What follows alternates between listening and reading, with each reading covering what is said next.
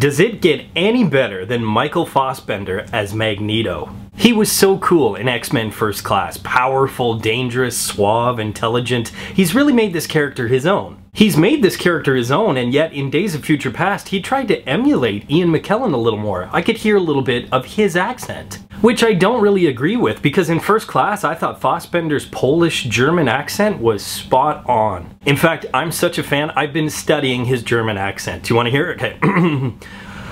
I can feel their guns out there in the water. No, wait. Okay, I can do better than that, alright? In order to find his equal, an Irishman is forced to talk with God. Wait, no, that's not even from X-Men. I got this. Okay, German.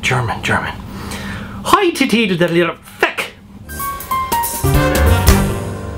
X-Men, Days of Future Past, one of the most notorious X stories and one of the greatest comic books of all time. Which is strange because the studio almost changed the title. You figured they would want to build on his popularity. You know what they almost changed it to? X-Men, Don't Mention Singer's Past. Okay, I promise that's the only joke about that, because if the accusations are true, then obviously child abuse is not funny. So let's concentrate on the film. This is it, a Super X-Men movie. The original cast, the First Class cast, a mix of old and new, giving the audience what they want. And like the characters on screen, the filmmakers off screen also seem to be a great mix of old and new, with Bryan Singer returning to direct and Matthew Vaughn contributing to the story. Those two made the two best X movies, so all they had to do is steer clear of anybody responsible for The Last Stand. Especially Brett Ratner, but of course there's Simon Kinberg too, the writer of The Last Stand. Unless of course Kinberg was willing to admit his mistakes and with his time-traveling movie fix everything, but that would never happen, would it? I hate to have spoilers, but because this is my favorite aspect of the film, I have to talk about it. They literally wrote the lesser films out of existence. They are no longer part of the narrative. Didn't want to bring a cast member back? Okay, they're dead. Didn't like something that you wrote earlier that fans were almost ready to burn you at the stake for? Time Machine!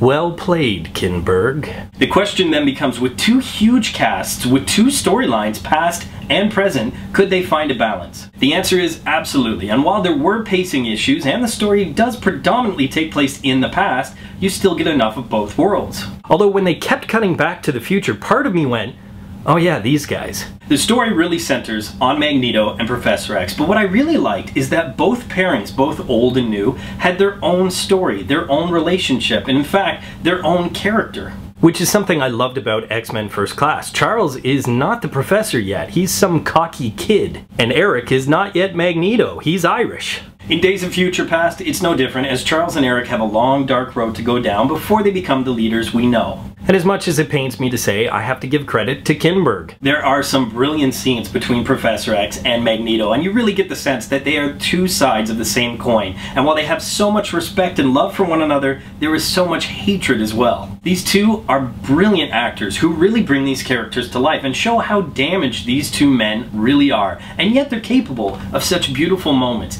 It's a great balance that only certain character actors can possess. I would even go so far as to say they have taken the mantle from McKellen and Stewart. Because they have not only made these characters their own, but because they really made this movie, Fassbender and McAvoy are Days of Future Past for the win. By the way, if you're a comic purist and you've read Days of Future Past, be prepared to make some compromises. Kinberg did make some very convenient choices when it came to telling the story. For one, there was a serum that not only helped Beast look more human, but helped Charles walk. Wolverine was the only mutant they could send back in time. Of course he is, he's the franchise. And Shadowcat magically had this new power to send people back through time. But I did not disagree with making Lawrence and Mystique a pivotal part. She, alongside with Charles and Eric, create a very interesting triangle dynamic, and of course you get invested in all three of their stories. The other characters, for the most part, were just plot devices, and that goes for both old and new. I think that has a lot to do with having the old and new cast. As I discussed, there was a good balance, but really, Barry, McKellen, Stewart, they're just harbingers of a very dark possible future, and they're in the movie far too little. Once again, my boy Colossus is barely in it. Havoc is in one scene, and they're joined by two of my other favorites, Bishop and Warpath. Although that didn't go for all new characters. One of the greatest X characters ever created, Blink, was really brought to life, and I was very happy to see that as a fan. She looked great, her powers were awesome, the effects were great, and she created some amazing fight sequences. Peter Dinklage was not wasted either. He turned in a beautiful, sinister performance, and you end up really hating Trask. But the best new character had to be Quicksilver. I'm a big fan of Evan Peters and his work in American Horror Story, and with Quicksilver, he brought some much needed life and energy to the role. I was worried his character was going to be annoying, but they went just campy enough without crossing the line. Although I did have a question about that one scene where he puts the headphones on and runs super fast while listening to Time in a Bottle. That was an awesome action scene, but wouldn't the music sound kind of like this?